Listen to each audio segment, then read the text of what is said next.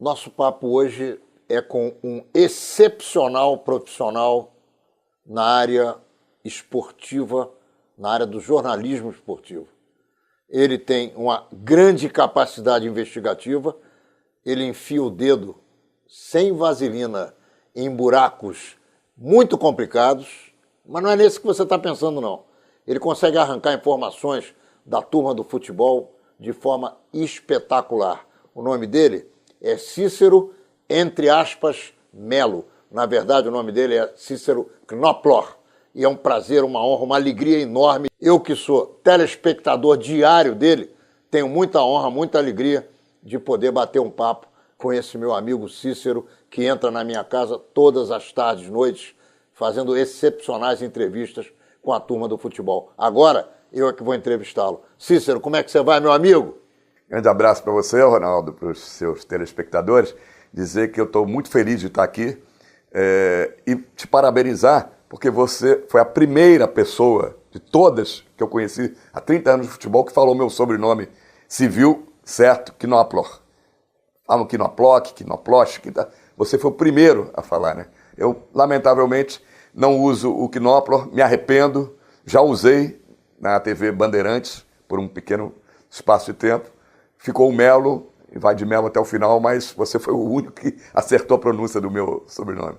E a minha língua não caiu. Agora, eu demorei anos e anos a fio tentando explicar Gonlewski para as pessoas.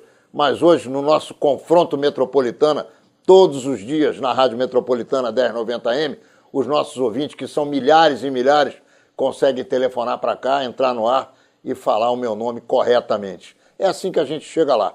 Menorá na TV, entrando no ar mais uma vez. Estamos então dando início ao primeiro bloco de Menorá na TV com Cícero Melo, que na verdade se chama Cícero Knopploch. E é com ele que nós vamos conversar agora. Cícero, como é que você desembocou no jornalismo esportivo, sabendo eu que todo mundo que gosta de bola gostaria de ser jogador de futebol, e aí acaba seguindo, de alguma maneira, alguma vertente ligada à bola, ao futebol, e principalmente no Brasil, quando o futebol é a nossa paixão maior?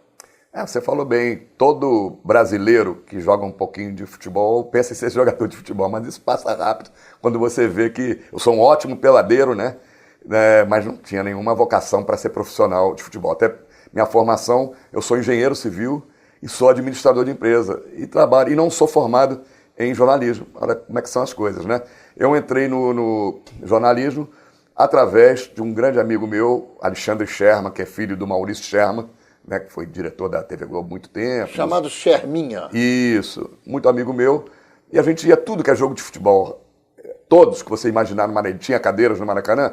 Podia ter um América e Bangu que a gente ia. Eu, apesar de ser tricolor, e ele ser Flamengo. Ninguém é perfeito, né, meu amigo? Quem não é perfeito no caso? No nosso 22, nós dois? Geralmente os pais são menos perfeitos do que os filhos. Como o tricolor é o pai do Flamengo, eu acho que você que não é perfeito. Tá certo. Mas aí começou, ele trabalhava na rádio Roquete Pinto, era narrador, o Alexandre Sherman, filho do Maurício. Mas era mais ou menos uma brincadeira para ele, né? Tava a rádio se era muito pequena. Estava se divertindo, dava abraço para as namoradas, aquele negócio todo, beijo. E um belo dia ele chega para mim e diz: Cícero, você vai trabalhar no sábado que vem, na rádio. Eu disse: você tá maluco? Porque nunca segurei um microfone, não sei como é que faz. Não, você conhece futebol, faz o que você imita aí quem você vê, porque meu pai mandou embora os 4 repórteres e ele disse que se não tiver um repórter para transmissão, eu nunca esqueço o jogo que era América e Grêmio, Copa dos Campeões, 1983. E ele disse o seguinte: não tem repórter. E ele disse que se não tiver repórter, não tem transmissão. E eu já me comprometi a ter que mandar muitos beijos aí para uma opção de namorada que eu tenho e tal. E eu fui, né? E começou com essa brincadeira.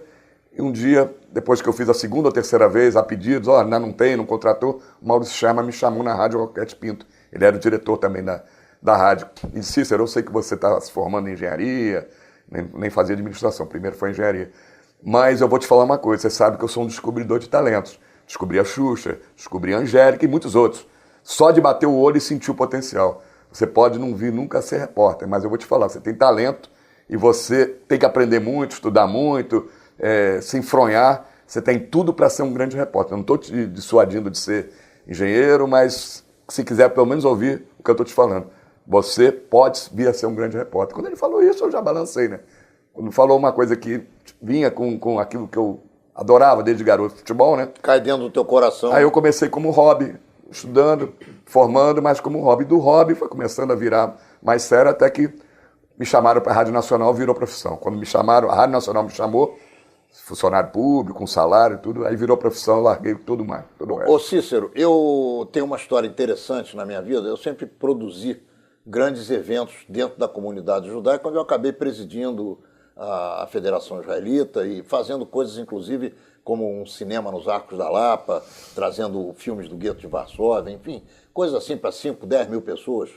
E antes da Copa de 70, eu tinha 19 anos de idade e eu era o diretor cultural do Clube Israelita Brasileiro, do CIB, que você conhece. Sim. Aqui na Barata Ribeiro. E eu promovi um grande debate entre o João Saldanha e o Armando Nogueira, com uma plateia enorme de Copacabana, foi inclusive no ginásio do CIB.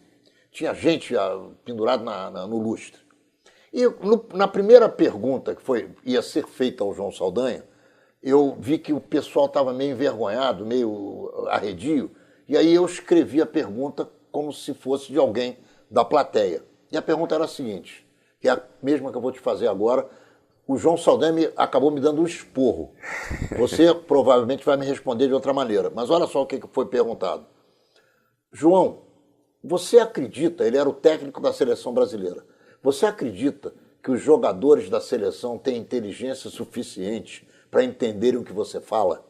E aí eu pergunto a você, é verdade, é possível que os jogadores de futebol não consigam compreender muitas vezes o que técnicos que falam empolado dizem para eles? Com toda certeza.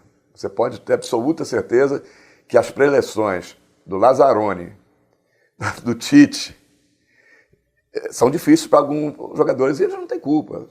Hoje mudou um pouco o perfil do jogador de futebol, que mesmo não tendo estudo, não tendo tempo para estudar, porque começa muito cedo no futebol, mas lê.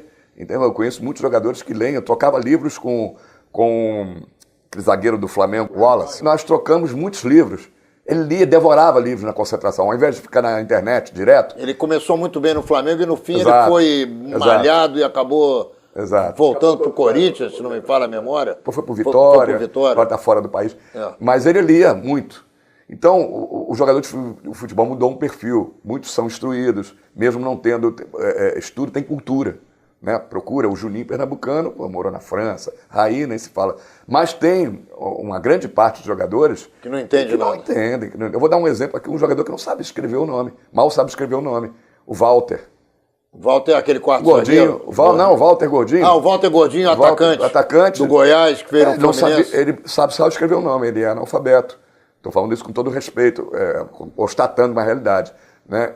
Como é que ele vai entender o que um Lazzaroni ou que qualquer outro treinador rebuscado... Você falou em Tite, você cobriu a seleção brasileira na última Copa do Mundo. Eu pergunto a você, por que o Brasil perdeu a Copa? Na tua opinião. A Copa o que você viu? Fatores. Você esperou que o Brasil ganhasse em algum momento? Não, sabia. E aí eu queria saber por quê. Eu tinha a impressão que o Brasil não, mesmo depois da Copa do Brasil, que eu já achava que não ganhava, porque nós estávamos completamente num retrocesso. O Filipão, não, na minha opinião, posso estar errado, não tinha mais condições, nem ele, nem o Parreira, de acompanhar o futebol moderno. Eles já estavam atrasados na concepção do futebol. Fora isso também acreditavam piamente, ou não sei se era só um discurso, que o Brasil seria campeão. Eu acho que era mais o discurso. Eles tinham certeza que o Brasil dificilmente ganharia o título, mas usaram aquele discurso, né, de achar que o povo tinha que acreditar, de ufanismo, né? Pela bandeira, para aquele negócio todo que não se aplica no futebol. Mas o Tite, eu achava que poderia fazer uma boa campanha, porque o Brasil tinha um bom time, tem um bom time, está entre ali os 4, 5 melhores do mundo, mas eu sabia que ia ser difícil, porque a gente está vendo os campeonatos europeus, a ESPN passa aí todo dia, todos os campeonatos. A Bélgica estava muito bem, a França estava muito bem, né? Então eu sabia que ia ser difícil para o Brasil conquistar a Copa do Mundo, apesar de ser um torneio, coisa rápida. Se o Brasil passa pela Bélgica, talvez chegasse até a final. Mas tinha que passar pela Bélgica e não ia passar. Todo mundo sabia que o time da Bélgica era bem melhor que o nosso. O que você viu de errado, Cícero, assistindo o que você assistiu da comissão técnica, as entrevistas que você fez, os jogadores com quem você conversou, o espírito, sim ou não, ligado a uma vitória, ligado a um menosprezo, enfim, qual foi, no final das contas, o teu veredito quando você começou a perceber o que ia acontecer com a seleção brasileira na última Copa? Alguns fatores, vou te citar alguns que me vêm logo à cabeça. Primeiro, Neymar. Eu acho que quem tem o Neymar dificilmente vai ganhar uma Copa. Você aí vai perguntar, você é maluco? Um dos maiores jogadores do mundo? É um dos maiores jogadores do mundo, mas a figura, a pessoa do Neymar, não me inspira nenhuma confiança. Ele é mal orientado, ele é vaidoso demais, ele não respeita ninguém.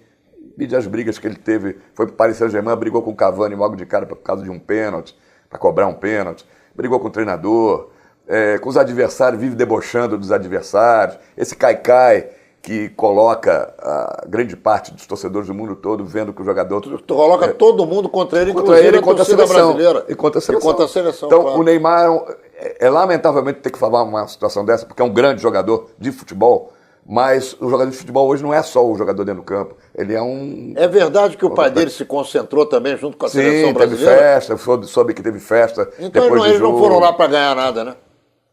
O pai do Neymar é uma pessoa complicada, difícil, e ele se mira nesse exemplo. Você já conversou com o pai do Neymar? Já. E qual é a impressão que você teve dele? Péssima. Mas péssima. em que sentido? Autoritário, vaidoso, acha que o mundo está contra o filho, contra ele, falta de caráter, na minha opinião.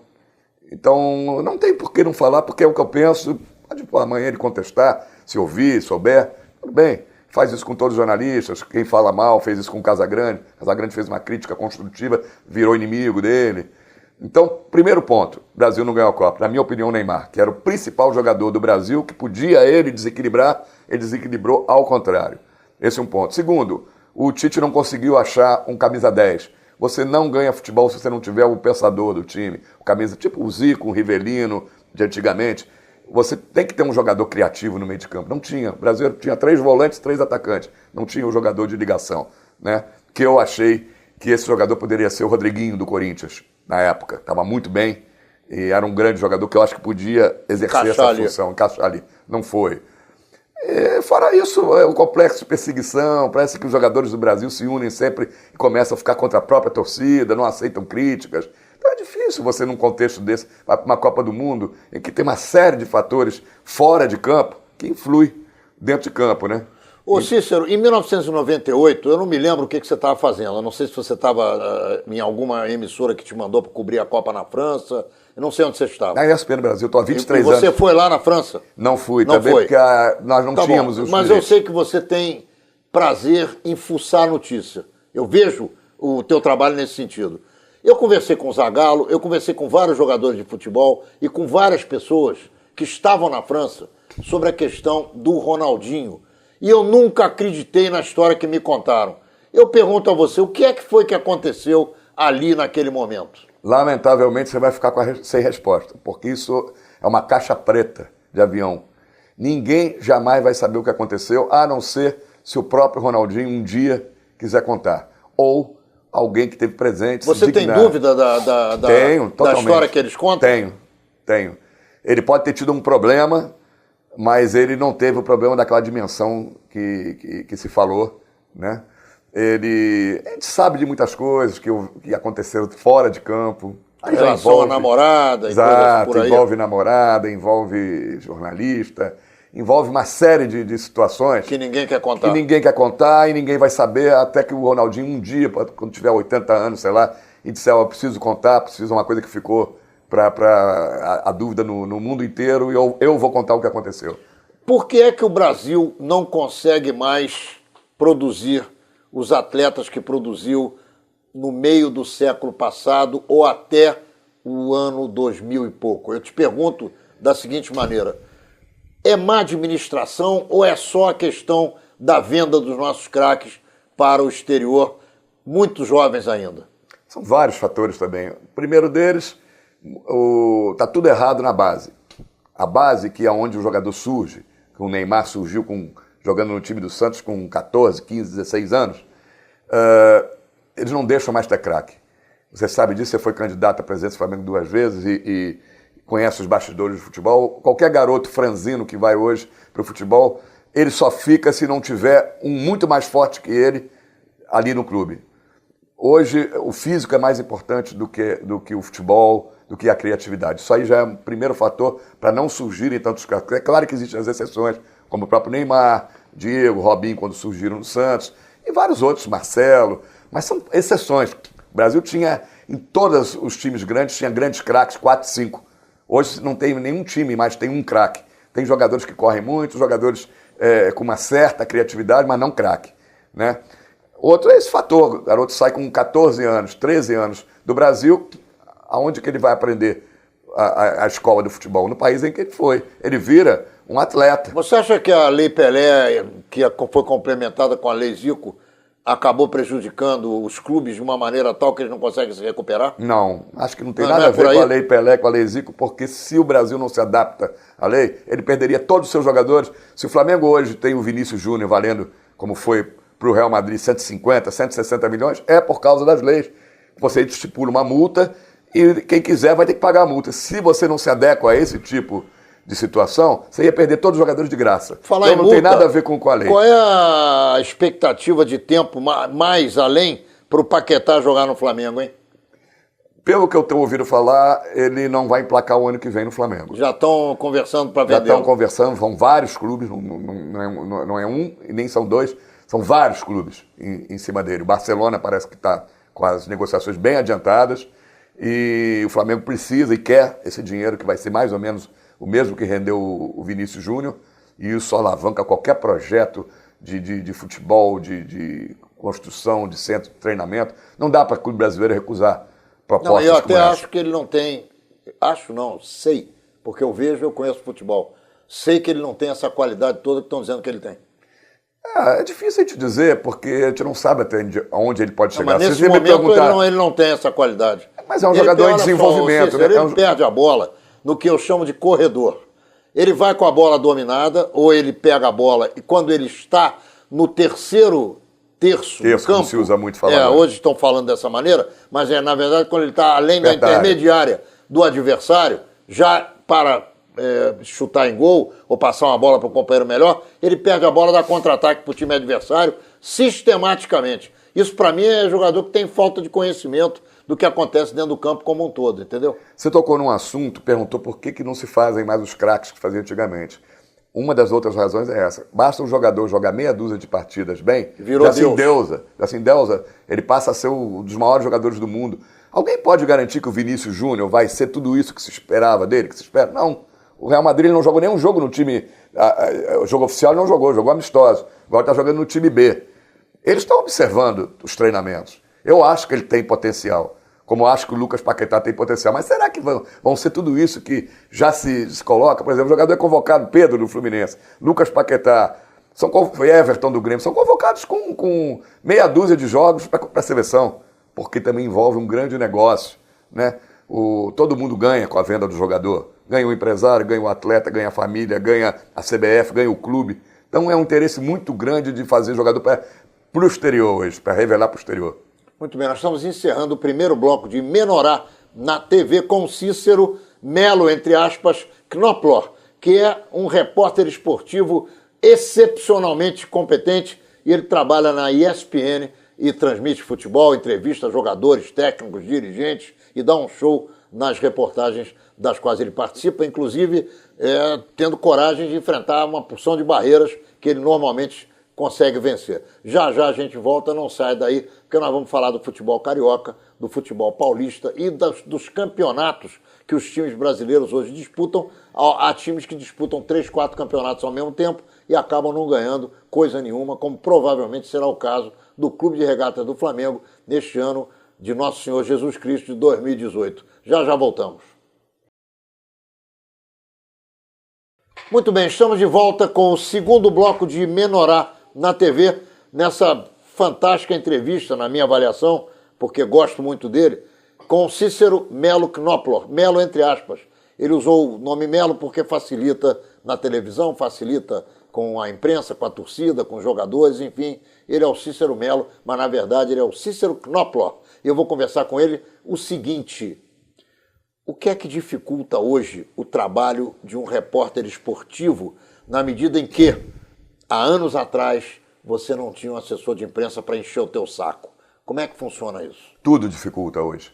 Eu não sei se eu seria repórter esportivo se eu soubesse lá atrás, há 30 anos atrás, que ia ser da forma que é hoje. Eu vejo que você tem muita personalidade nas entrevistas. Sim. E você briga com os entrevistados em alguns momentos. Tem muitos desafetos. O que é essa citar história? Alguns deles, vou citar aqui para quem está em casa saber. Dunga, Vanderlei Luxemburgo. Os técnicos não gostam de você? Eles não gostam de ser... Mas por quê? Qual é o problema? Eles não gostam de ser questionados, não gostam, eles se acham... alguns deles se acham acima do bem e do mal. E quando você questiona alguma atitude, alguma coisa de errado que você viu, eles viram teus inimigos. E principalmente gente sem caráter, como é o Vanderlei Luxemburgo, para mim. Entendeu? Que esse... graças a Deus, está fora do futebol. Mas o que aconteceu entre você? Não, sempre tivemos muitas brigas em todos os clubes que ele passou. Por último, ele disse que jamais vai dar uma entrevista para mim. Eu só espero que ele possa fazer isso quando ele estiver empregado, né? Que agora nenhum clube quer o Vanderlei Luxemburgo, né? Ele não tem mais local, não tem clube para trabalhar, né? Eu vou continuar fazendo o meu trabalho. Na entrevista coletiva, eu vou perguntar. Se ele não quiser responder, ele vai ter que dizer isso na entrevista coletiva. Qual foi a pergunta que você fez a ele que deu ao zebra? Não foi uma pergunta específica, ele não aceita nenhuma crítica e não aceita nenhuma contestação ao trabalho dele. Não tem uma pergunta específica. Entendi. Ele não aceita nada, ele só aceita quem joga a bola dele pro alto. Como é que é a relação do repórter esportivo com o jogador de futebol na zona mista? Eu muitas vezes vejo vocês chamando o camarada e ele passando direto, fingindo que não está ouvindo. Agora estão com aquela onda de usar orelha de elefante. A maioria dos jogadores, quando salta do ônibus na zona mista para ir para dentro do vestiário, vem com fone. Eu já soube, e é verdade, a maioria está desligado, mas ele faz aquilo para fingir que não está ouvindo você chamar e nem precisar olhar para o lado. A maioria. Eu respeito o jogador de futebol, acho que todo mundo tem o direito de falar ou não falar. Eu parto desse princípio. Mas eu acho que o jogador de futebol tem que falar. Eles querem... Você pode ver zona mista, depois que o Flamengo ganha, ou o Fluminense... Todo mundo quer falar. Todo mundo fala. Ninguém se recusa a falar. Na hora que perde, ninguém quer falar. Quando o jogador está sem contrato, ele quer falar, porque ele quer ficar na mídia. Quando o jogador é jovem, está saindo da base, ele quer falar. Quando ele está consagrado, ele acha que não precisa mais na mídia, já está na seleção, já foi vendido para o exterior, ele acha que não precisa mais falar. Quem é o jogador carioca que você daria como exemplo positivo de jogador de futebol em relação à relação com a mídia? Tem alguns que pode perder, pode ganhar, dá uma cara a tapa para bater. Um é o Diogo do Flamengo. Diego do Flamengo é um. Hever, do Flamengo eu vou citar 2 ou 3. Diego, Hever e o goleiro, o Diego Alves. Também são extra série em termos de intelectualidade, todos tiveram em termos de inteligência, em termos de capacidade de diálogo. Com certeza. Você acha que esses 3 estão dando bons exemplos na Gávea, em geral? Eu acho que sim, são profissionais corretos, todos 3. Eu não tenho nada para falar deles, não ouço nada que abone a conduta, desabone a conduta deles fora de campo. Eu acho que são bons profissionais. Hoje o jogador de futebol, na maioria, está imbuído desse profissionalismo de saber que o corpo é o material de elementos. Na seleção brasileira, quem você destaca como craque na relação humana? Na relação humana, no passado teve muitos, né? Não, eu digo de hoje, né? Atual. Hoje eu tenho que pensar, porque é tão pouco que você fala com esses jogadores. Como é que é a relação com o Felipe Coutinho, por exemplo? Bom garoto, não tem nada contra ele. Os mais difíceis de você lidar são Neymar, Marcelo, né? Lateral esquerdo. Esses que se acham acima do bem e do mal, que não pode... O Daniel Alves é uma pessoa difícil de lidar também. Os mais novos são mais fáceis de lidar. Já tem uma outra cabeça, né? Os jogadores mais consagrados são mais difíceis quando não tem uma boa educação, quando não vem de berço. Ô Cícero, são mal orientados. Qual foi o momento na tua carreira que te deu vontade de nunca mais voltar a uma entrevista com jogador, ou com técnico, ou com dirigente de futebol, hein? Você teve algum momento desses que te chacoalhou a cabeça? Eu tive momentos de tristeza, de muita tristeza, desses embates de pessoas baixas, de querer te diminuir, né? Mas nunca eu aprendi a ser guerreiro. Isso quem me levou para a ESPN, eu acabei pegando um pouco desse lado dele guerreiro, que é o José Trajano, né? José Trajano me deu essa liberdade. Eu dificilmente hoje trabalharia numa TV Globo. Ele saiu da ESPN? Já saiu há alguns anos. O que aconteceu com ele? Teve até problema político no meio, também né? não importa. Vamos para a nossa problema conversa. de política mesmo. Entendi. Política partidária. Partidária. Apoiava alguém que, exatamente, que incomodou a direção. A direção pediu para ninguém falar sobre política na época de eleição. E ele falou. E ele achou que podia falar o que ele quisesse, fazer comício, pelo cano. tudo mais. Mas como jornalista, meu amigo, ótimo. Pessoal, e como jornalista eu aprendi muito com ele. Aprendi a não ter medo de ninguém, a não se curvar para ninguém, a não encher bola por encher de jogador, de dirigente, de técnico. Você ser autêntico, se colocar no lugar do telespectador, o que ele gostaria de perguntar. As minhas perguntas, essas que dizem que são fortes, que as pessoas ficam chateadas, porque são exatamente as perguntas que eu faria se eu fosse telespectador apenas. Sem dúvida nenhuma. Então, mas desistir do futebol, já pensei em desistir sim. Eu não tenho mídia social. Eu não tenho Instagram, eu não tenho Facebook, eu não tenho Twitter. Eu já pensei, não em desistir, mas me deixou muito apurrinhado quando eu, uma vez, no meu e-mail, eu recebi uma vez uma correspondência de um pai que disse assim para mim: Cícero, eu queria te falar uma coisa. A minha filha faz jornalismo e eu disse para ela, se ela quer ser uma boa jornalista, faça tudo ao contrário do que é o repórter Cícero Mello. Sem me conhecer, ele usou a parte do fanatismo pelo clube dele e eu sempre fazia perguntas fortes. Não me lembro se ele era vascaíno ou era rubro-negro. Deve ser vascaíno. Isso não interessa. Mas ele usou essa chateação dele com as perguntas que eu fazia para os jogadores, para os dirigentes, para o técnico, para falar isso. Falou para a filha que para ela ser uma boa jornalista, que ela não seguisse o meu exemplo. Foi a única vez que eu respondi, nunca respondi um e-mail. E respondi o e-mail dele falando isso. Você não me conhece, não conhece meu caráter, não sabe minha formação. Eu lamento que você pense assim por eu apenas estar executando a minha função. Ele pegou e respondeu, pediu desculpas e disse que jamais pensou que eu iria responder, que eu subi muito no conceito dele, que a partir dali aquilo que ele tinha falado, ele já não pensava mais daquela forma. Foi a única vez que eu fiquei balançado mesmo. Ao contrário do que você me respondeu, qual foi o momento dentro do futebol que te deu a garantia da certeza de que você fez aquilo que você deveria ter feito, ao invés de fazer o que o teu pai queria, que era seguir a empresa dele, a engenharia e tal, você cambiou, ou melhor, cambou, que não é cambiou coisa nenhuma, cambou para o lado do jornalismo esportivo e da reportagem? O tempo todo que eu estou, esses 30 anos que eu estou no jornalismo esportivo, sempre me deu muita satisfação. Mas tem algum fato que você levante? O fato é que eu consegui sustentar minha família, casar, ter filha, minha filha bem encaminhada, a exemplo de seus filhos, é atriz também, está se caminhando para ser atriz. Tudo isso com o dinheiro do futebol. Conheci o mundo todo, não tantos países, você me disse que conheceu 70 e poucos países, eu devo ter conhecido 20 e poucos.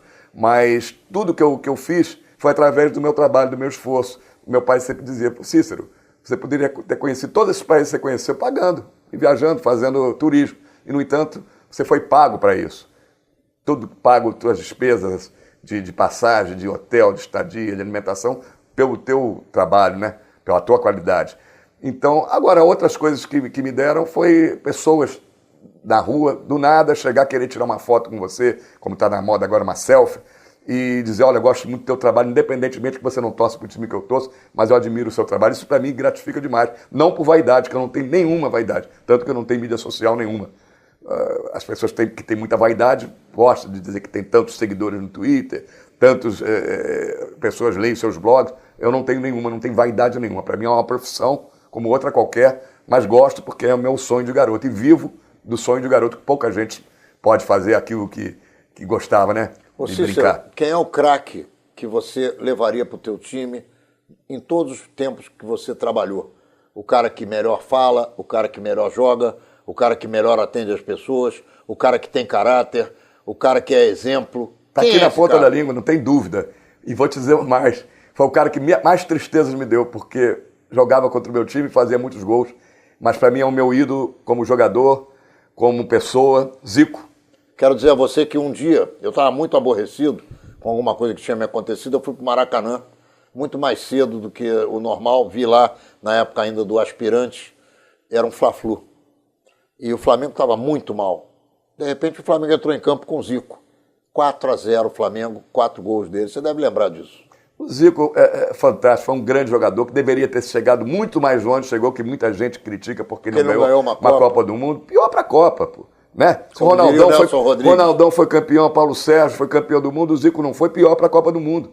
Porque o Zico é incontestável como craque, como exemplo de família, de pessoa, até hoje. É um dos caras mais requisitados quando ele faz o jogo dele no Maracanã. Ele fica 1 hora depois do jogo dando autógrafo, tirando foto com todo mundo. Nunca negou uma entrevista, nunca cobrou por uma entrevista, tem gente que cobra. Então, eu acho que o Zico é um exemplo de tudo. Me deu muita tristeza como tricolor, mas como atleta, como ídolo, é fantástico. Eu sou fluminense, mas o Zico é um dos meus grandes ídolos. Qual é o teu diagnóstico sobre o futebol carioca, hein? Futebol carioca, eu acho que caminha passos largos para, no contexto do futebol brasileiro, ser um estado pequeno. Os clubes todos têm muita tradição. Fluminense, Vasco, Flamengo e Botafogo. Tradição, camisa, torcida, sede. Mas as administrações dos clubes cariocas estão enterrando com todos eles. O Flamengo ainda consegue se salvar um pouco porque é o clube de maior torcida no país. Todo mundo quer anunciar na camisa do Flamengo. A televisão paga muito. A CBF tem interesse que o Flamengo esteja sempre bem. Mas é difícil. Os dirigentes estão acabando com os clubes. Ô Cícero, por que o Flamengo, no ano de 2018, disputando possibilidades enormes de 3 títulos, ainda não chegou a lugar nenhum? Porque se as finanças vão muito bem, obrigado, dentro de campo não tem os melhores profissionais. Por quê? O Flamengo não poderia ser dirigido com todo respeito ao Maurício Barbieri, se ele souber o que eu falei, mas você não pode começar no Flamengo. É igual você começa no primário, ginasial, como era antigamente, científico, faculdade. Você não pode começar no Flamengo, que é a faculdade, a universidade. Você tem que... O Flamengo não é campo de experiência. Se você fosse o presidente do Flamengo ou o vice-presidente de futebol, quem você contrataria para o lugar do Barbieri, que cai e não cai, mas deve cair no final da semana, porque sem dúvida nenhuma o Flamengo não vai bem? Difícil. Hoje também nós não temos tantos treinadores de qualidade, mas o Flamengo merecia um treinador pelo menos com muita experiência, para lidar com esses jogadores, todos craques, que jogaram fora do país, todos ganham salários astronômicos. Você tem que ter uma pessoa que tenha, quando falar, seja respeitado. Eu vou dar como exemplo, não que seria ele, mas um Cuca, um Abel Braga, um Mano Menezes. Alguém mais cascudo. Claro, que já passou, que já dirigiu jogadores. Olha só, o nível. Flamengo vendeu o Everton para o São Paulo, deixou o Everton sair para o São Paulo. E o Flamengo, naquele momento, era o primeiro colocado do Campeonato Brasileiro. O Everton foi para lá, arrumou o time de São Paulo. O São Paulo está em primeiro lugar. E o Flamengo ocupando a 5ª posição que o São Paulo ocupava antes do Everton ir para o São Paulo. Você acha que o Everton fez tanta diferença assim contra o Flamengo e a favor do São Paulo? Acho que sim. Nesse aspecto, não vou aqui dizer que o Everton é um cracaço que tem que estar na seleção brasileira, mas é um jogador muito tático.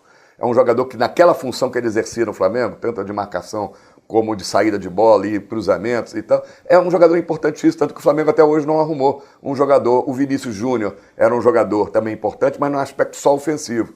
Saíram os dois ao mesmo tempo, o Flamengo gastou uma fortuna, 45 milhões de reais para trazer o Vitinho, que não é um jogador daquela posição. O Vitinho, quando muito, podia disputar a posição com o Diego, um meia de ligação, camisa 10. Ele está todo torto naquela posição, todo mundo vê, não precisa ser um grande entendido de futebol para ver que ele está jogando numa posição que não é a dele. Então o Everton faz muita falta sim.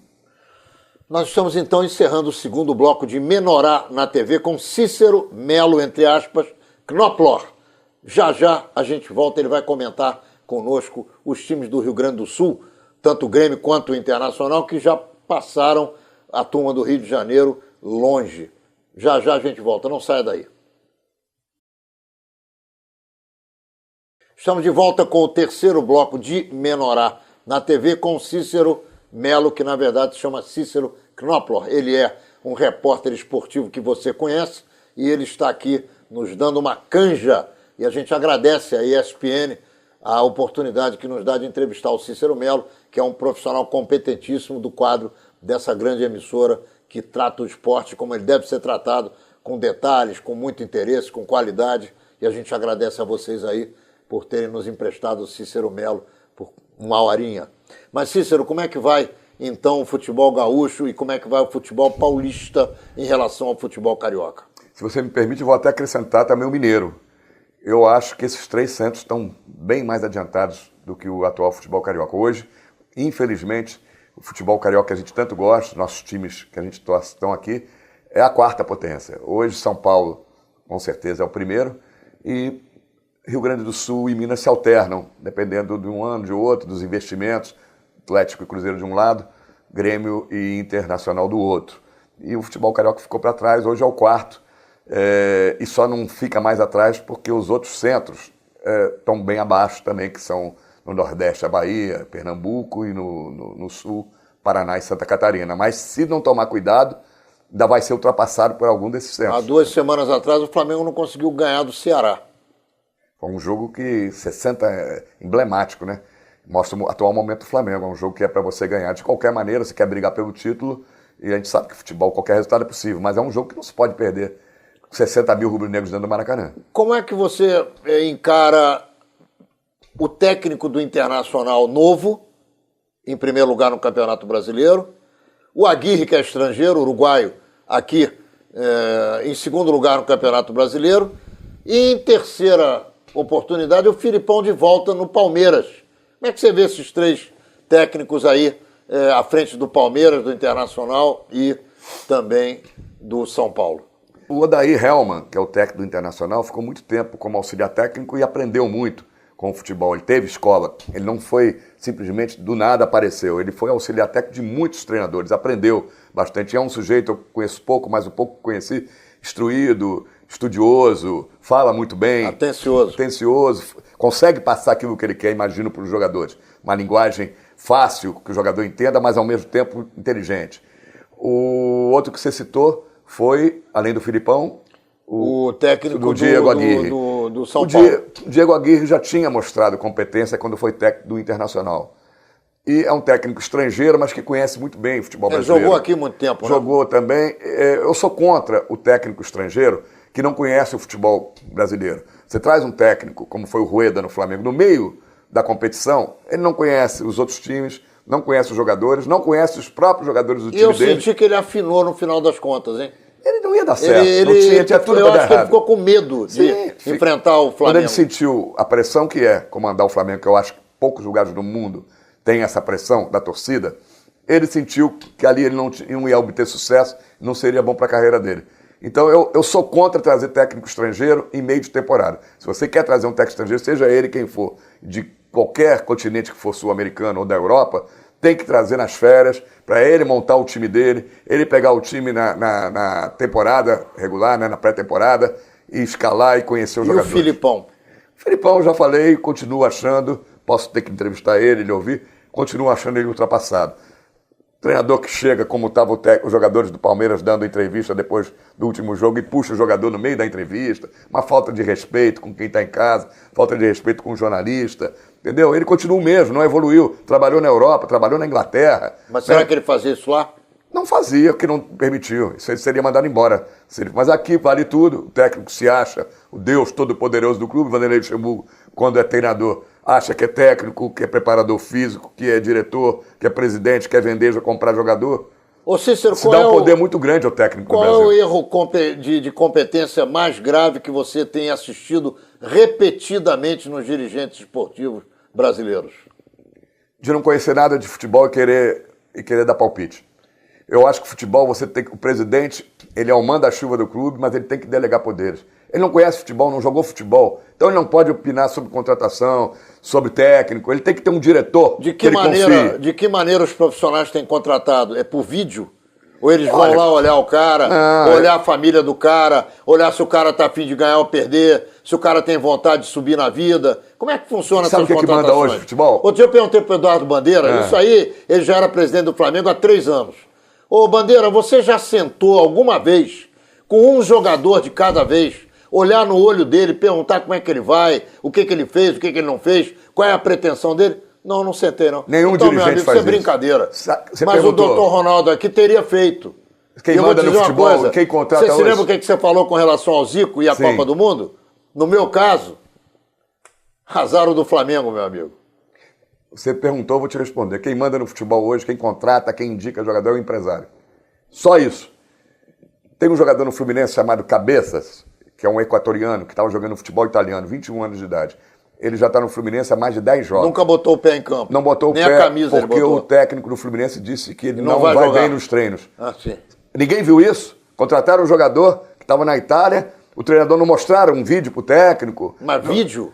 É Pelo assim menos que se o contrata? vídeo, se não pode ir lá. Contratação de milhões Sim, e mas milhões nem de isso dólares? nem isso foi feito. Pelo amor de Deus. Então, como é que pode um jogador chegar aqui e o técnico não coloca um minuto em campo porque diz que ele nos treinamentos não vai bem?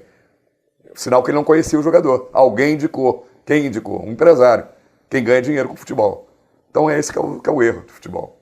Cícero Melo Knopfler, meu querido amigo, eu quero saber, e você vai me responder, como é que um país como o Brasil, pentacampeão do mundo em futebol, tem presidentes na CBF que não podem sair na rua, ex-presidentes acusados de roubo, presidentes da CBF presos, ex-presidentes, e gente que vota contra o que combina. É assim que se chega a algum lugar no futebol? Olha só, eu vou te responder de uma maneira que vai chocar muita gente que está em casa. A CBF é uma instituição particular, certo? Não é... Privada. Privada. Ela não representa o país em nada, porque todos que estão ali é para ganhar dinheiro em cima dos símbolos do Brasil, né? A seleção brasileira é do povo, a seleção brasileira é do torcedor, mas eles esquecem disso. Então, para eles, só o que importa é ganhar dinheiro com patrocínio da camisa da seleção brasileira, com os amistosos que hoje o Brasil não joga mais aqui praticamente, só joga fora do país ou nos Estados Unidos, na Arábia, onde for na Europa, porque os patrocinadores é que querem. Então, eu já vi isso há muito tempo, eu que trabalho no futebol posso falar, eu não torço para a seleção brasileira, não consigo torcer para a seleção brasileira. Por quê? Vão dizer, você é antipatriota? Não é isso. Quem convive na CBF, como eu convivo, com as convocações, com as preparações da seleção na Granja Comari, não consegue torcer para a seleção brasileira. Só que não tem coragem de falar. Mas por quê? O que acontece de tão ruim lá? Porque ela não representa nada, não representa em nada o nosso país. O jogador de futebol está pouco ligando hoje para a seleção brasileira. A preocupação deles é com o contrato que eles vão ganhar na Europa. Antigamente, você perguntava para um garoto qual é o seu sonho, garoto de futebol. Jogar na seleção. Hoje você pergunta, eu pergunto sempre quando faço competições de base. Sub-20, sub-18. Não, o sonho dele é jogar no Real Madrid. Qual é o seu sonho? Jogar Barcelona, no Real Madrid. Barcelona, Bayern de Munique. Você quer ver uma coisa curiosa? Dentro de tudo que você está dizendo aí, vai na rua e vê mais camisa do Barcelona do que do Vasco da Gama, do que do Fluminense, do que do Flamengo. O torcedor começou a ver que a camisa da seleção não representa o país dele mais. Ele vê as atitudes dos jogadores. Você falou do presidente que não pode sair porque vai ser preso. Mas não é só ele. O Ricardo Teixeira também não pode sair, que vai ser preso. O outro está preso já. Eu falei os ex-presidentes. Os ex-presidentes todos, ou estão presos, como está o Marinho, ou os outros dois não podem sair do país. Então o Brasil não tem representatividade nenhuma. Foi prejudicado na Copa daquele jogo, contra o segundo jogo, esse foi Costa Rica, contra quem que foi, nem lembro mais porque não vira o VAR. Está sem prestígio nenhum. Ô, meu querido Cícero Melo Knopfler, a pergunta que eu te faço agora é a seguinte. Eu li um livro chamado O Delator. Não sei se você leu. Eu já ouvi falar, mas não. Mas você deve ler, porque quem milita no futebol precisa ler esse livro. Esse livro conta a história do Ávila. Ah, o livro do Ávila, que exatamente. Saiu, sim. Não sei se você leu, não, talvez livro, não é o próximo livro que eu vou comprar. Você teve algum relacionamento profissional com o Ávila? Não. Nunca? Nunca falei com ele, nunca conheci. Conheço o Kleber Leite, que foi sócio dele, né? E como é a tua relação com o Kleber Leite? Normal. Tranquila? Eu gostava dele como repórter. Certo. Tinha um sonho quando eu comecei no rádio. Como dirigente ele não foi bom? Na minha avaliação eu não gostei. Eu também acho que ele não foi um bom dirigente. Não é um presidente, apesar de ter votado nele, jamais votaria nele outra vez. Eu admiro ele como jornalista. Como dirigente não vi nada jornalista que ele também não é mais. Não é mais. Agora ele é empresário. Como repórter era muito bom repórter. É um bom empresário, foi um bom jornalista, mas como presidente do Flamengo, com certeza. Eu não votaria nele de novo. E aí eu te pergunto o seguinte, quem é o dirigente de futebol que você tiraria o chapéu para ele, parafraseando aquele nosso querido Raul, lá de uma das... acho que é da Rede Record de televisão, alguma outra que tira chapéu, bota chapéu. Para quem você tiraria o chapéu em termos de dirigente de clube? É difícil. Eu vou citar um de antigamente, já morreu inclusive, que era um cara que estava ali, não precisava do dinheiro do futebol. Giulite Coutinho, que era torcedor do América e estava no futebol. Foi presidente do América. Foi presidente do América para tentar, foi presidente da CBF, também. E para tentar fazer alguma coisa de boa pelo esporte, pelo futebol. Você vê, o primeiro que veio à cabeça, quantos anos já fazem? Já tem muito tempo. Tem mais de 30 anos. Dos atuais dirigentes, eu não vejo nenhum dirigente que eu possa pegar e dizer, olha, esse aí eu tiro o chapéu, esse é um dirigente sério. Não podem e acredito que existam dirigentes sérios, mas eu não tive contato com esses dirigentes, talvez de clubes do Sul, de Minas, mas atualmente aqui no Rio não vi nenhum. O Brasil em 94 tinha Bebeto e Romário, e em 2002 tinha Rivaldo e Ronaldo.